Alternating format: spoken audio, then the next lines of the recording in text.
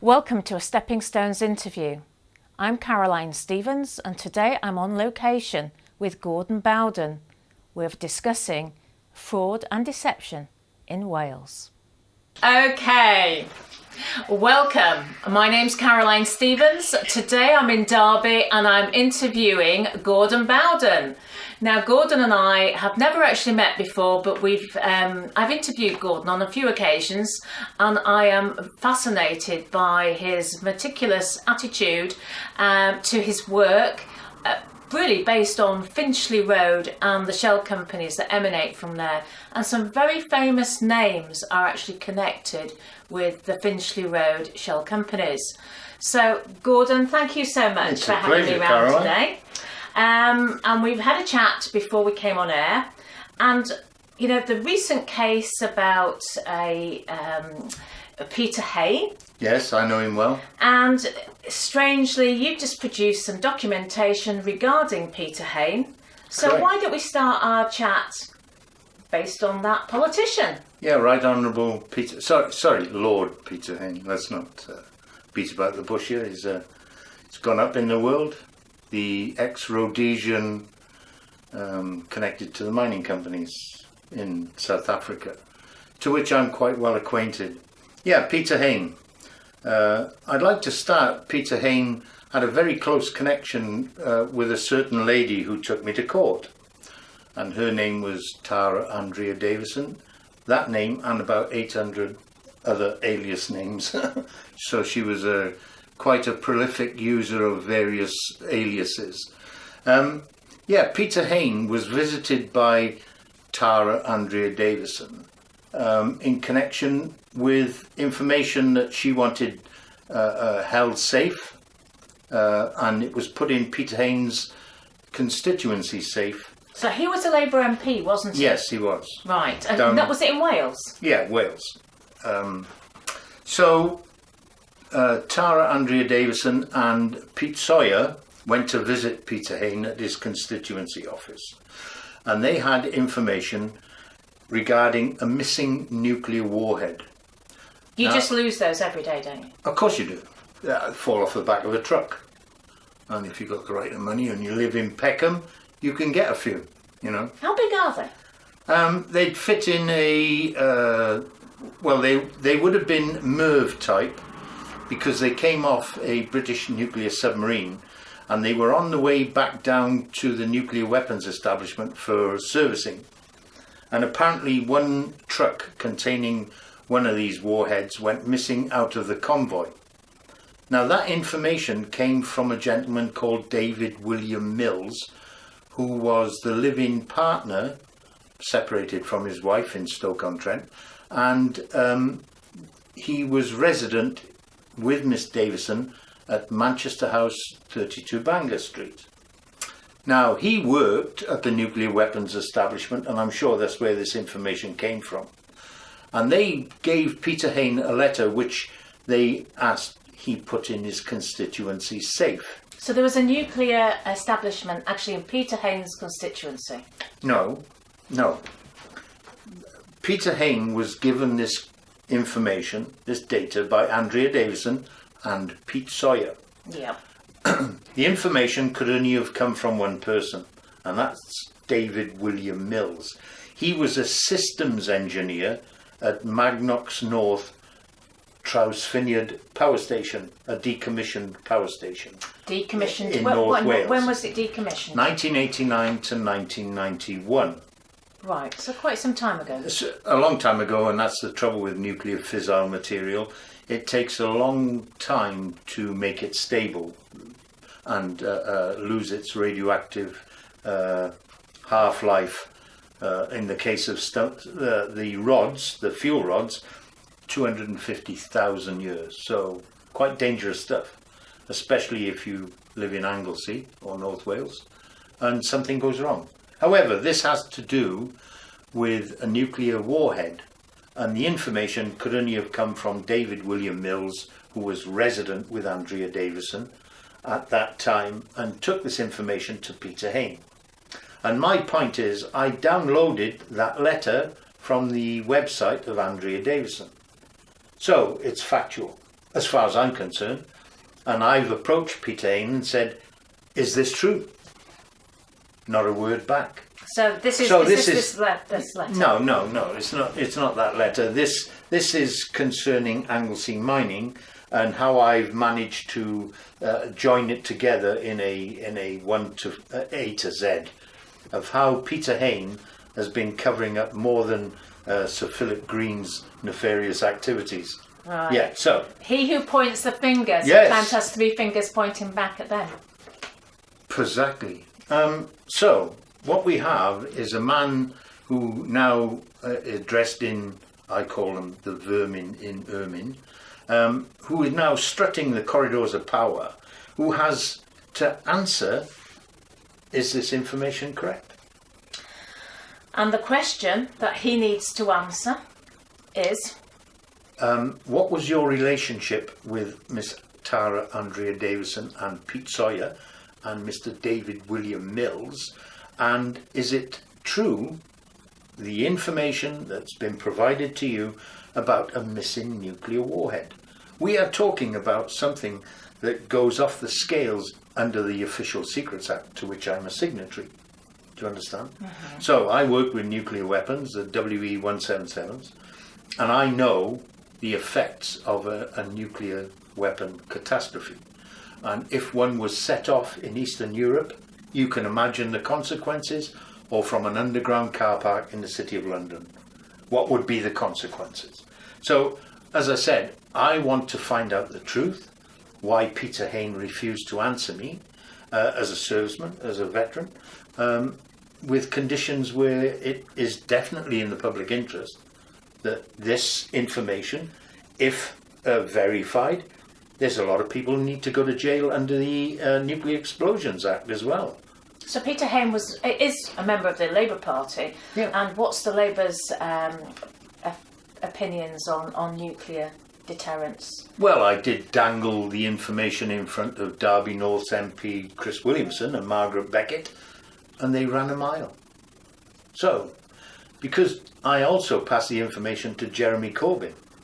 Now, if you really. So if you give information of that calibre to be examined for authenticity, you would expect a politician with this information, if it's verified, there's a lot of people who need to go to jail, including politicians. Mr. Hain, Peter Hain. Right, okay. So this lady. Yes. Could we talk about this lady? Yeah, I'm quite knowledgeable about Miss Tara Andrea Davison, aka Tamara Rothschild, aka Anna Catalona, aka... Did you say Rothschild? Oh yes, I did. That's one of the aliases that she used in the formation of companies. When she was raided by the Derby police, they found out she had 6 mobile phones, and each one had a name taped on it. And when it rang, she answered to the name that was taped on it. And Anna Catalona was one, and Miss Tamara Rothschild was another. Is she actually related to the Rothschilds? No. She is a low-end money launderer, document forger, and money launderer for the Labour Party. Wow. Whereabouts is she now? Well, in the 7th of the 5th, 2012, she was due to appear in the Mole Crown Court in a criminal trial to which she was accused of 27 charges of fraud, theft, money laundering, and other nefarious activities. But she'd done a runner on the 4th. To? South America. Which particular country? Well, people said Argentina. She's not in Brazil at the moment, is she? Because there's big elections going on there. Oh, big festival as well. Yeah. She's probably there. I don't know. I would say that looking at some of the information that I recovered, that she is not in Argentina. She is somewhere east of Argentina. Because when she was raided by the Derby police, 19 Derby police and a dog squad, on the first of the January 2010. They kicked her doors in 6 o'clock in the morning while she was still in her night attire. And the information that they recovered from there and the equipment that they recovered from there, she claimed that they seized information regarding child abuse in North Wales, and also she claimed to be a off-duty intelligence officer, and she claimed to have worked for the powers to be in the city of Westminster.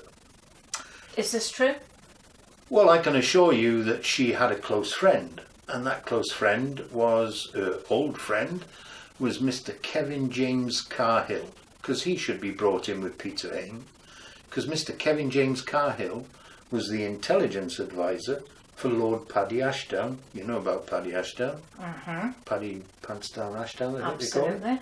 And Gordon Brown.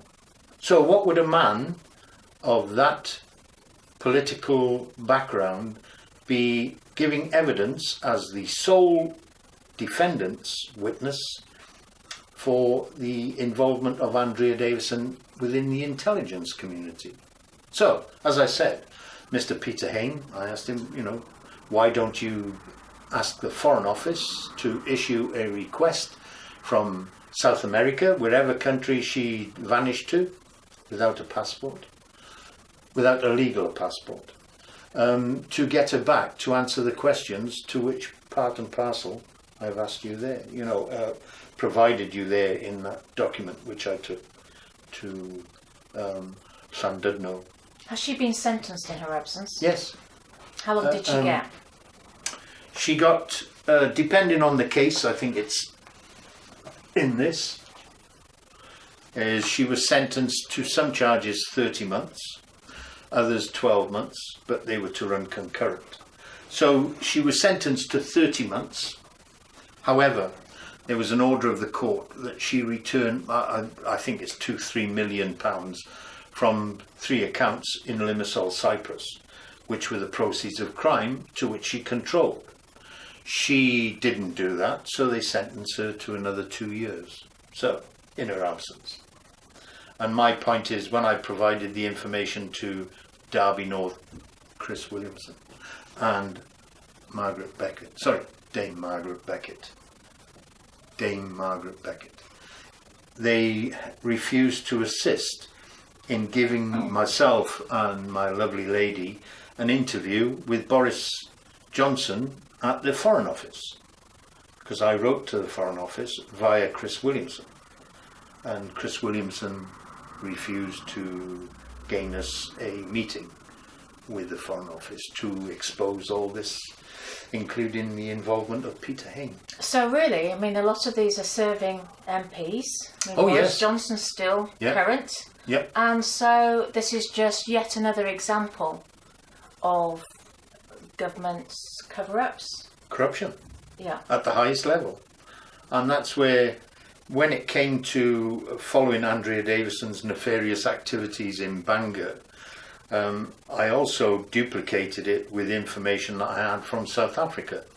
Is that a company where Andrea Davison was making false and fake share certificates for various companies, interlocked to an address in Bangor called Club Odessa, also known as Club Russia, and that was at 14 Menai Terrace. And from there, it was a Russian singles dating site with Thai individuals. And this brings in this Leicester gentleman just killed in a helicopter crash. Oh, really? Yeah, he was Thai. Yes. And Andrea Davison's cohorts, one was a guy called Robin Helmut Marie Jacobs, and he was married previously to one of the Carry On Girls, and is quite a prolific promoter of charities. Anyway, Robin Helmut Marie Jacobs, Andrea Davison used his passport to set up fake companies out of Bangor. I then picked this up and I included that in these court documents, one of six different filings, to show Andrea Davison was not just a common criminal. She had high connections to the corridors of power and should have been brought back and interrogated as to the higher involvement of politicians in money laundering to Limassol, Cyprus and Panama, to which I'd given full disclosure. So there's a political agenda here, and it's a can of worms that needs to be opened in the general public interest. This is not something that I'm going to let go away, and neither will the other directors of Pandora's Box investigation. Once you can see political corruption on this level, you have a duty of care. And that's my duty of care as an ex-serviceman and a veteran, is to understand that when you take a politician who will send you to war in the event of confrontation, these people should act with trust, honour, accountability and integrity. And from what I've found, and is in there clearly, it's explained clearly. It's a struggle to find a politician that you can trust, isn't it? And has dignity and...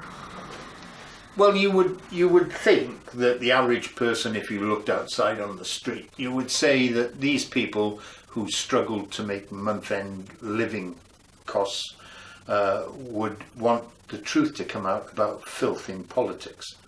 We need to clean and change the direction of politics, especially as a veteran, where I struggled quite badly with my lovely lady, to be able to just live either eating or heating. And that's, it drives me that these people who have a jaunt around at £120,000 a year with expenses have the audacity to lie and be found to be corrupt. And that's why I will continue exposing these people. And we've got, just to finish off then, so for the Panama Papers, just remind me, there were politicians in there and businessmen. Yeah, look, the people who would have no idea how to follow the money in a paper trail, what they'd have to look at is the average media attention was placed on an office in Panama called Mossack Fonseca. However, nobody looked at where Mossack Fonseca actually originated out of, and that was Hitchin House. In Hitchin, it was in Vision House in Hitchin. So nowhere near Panama? No. Funny, huh? Nobody mentioned that in the papers, on TV. It doesn't have the same ring, does it? Hitchin Papers. In Vision, you might have a Vision, but in Vision is the same address as RM Nominees. And RM Group is actually Raymond Morris. And that's where they're in the same office, side by side, drinking from the same water cooler. And this is where people need to understand, follow the money. Right, thank you so much. It's a pleasure. I'm sure this story will run and run. It's got many legs, as they say. And I've only got two. And thanks to everybody at home for listening. I hope so. Goodbye. Enjoy. Yeah. Bye. Bye.